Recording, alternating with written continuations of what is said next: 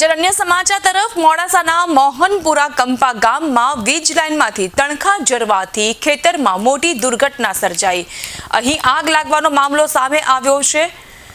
સંદીપભાઈ વિઠ્ઠલભાઈ પટેલના ખેતરમાંથી પસાર થતી વીજ લાઇનમાંથી તણખા જડતા અહીં આગ લાગવાની ઘટના સામે આવી છે।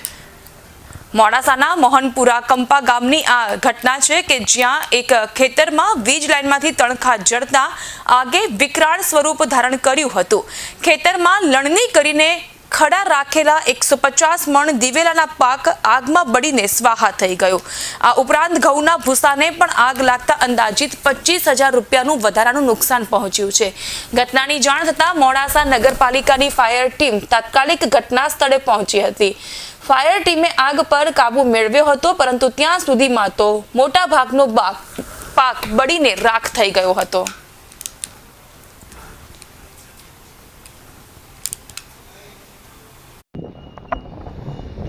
મોહનપુર કંપા રમણભાઈ બંદીભાઈ પટેલ બપોરના ખરા સમયે આગ લાગવાથી વિદ્યુત બોર્ડની બેદરકારીને કારણે ત્યાંથી તણખા પડવાથી ખરવાડની અંદર આગ લાગી અને એરંડાની 25 વીઘાની માદી બળીને ખાખ થઈ ગઈ। અંદાજે 6 લાખ રૂપિયાનું નુકસાન અને સાથે સાથે 10 હુસલના મજૂરના ભેગા કરેલા ઢગલાઓ બળીને ખાખ થઈ ગયા।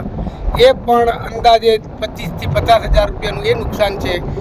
બહુ મોટું નુકસાન બોર્ડને કારણે થવાથી વિદ્યુત બોર્ડની બેદરકારીને કારણે આ ખેડૂતને નુકસાન થયું। સંદીપભાઈ વિઠ્ઠલભાઈ પટેલના ખરવાની અંદર એરંડા બળીને ખાખ થયા છે, તો એને વળતર મળે તે માટે ગમે તે બોર્ડને વિનંતી।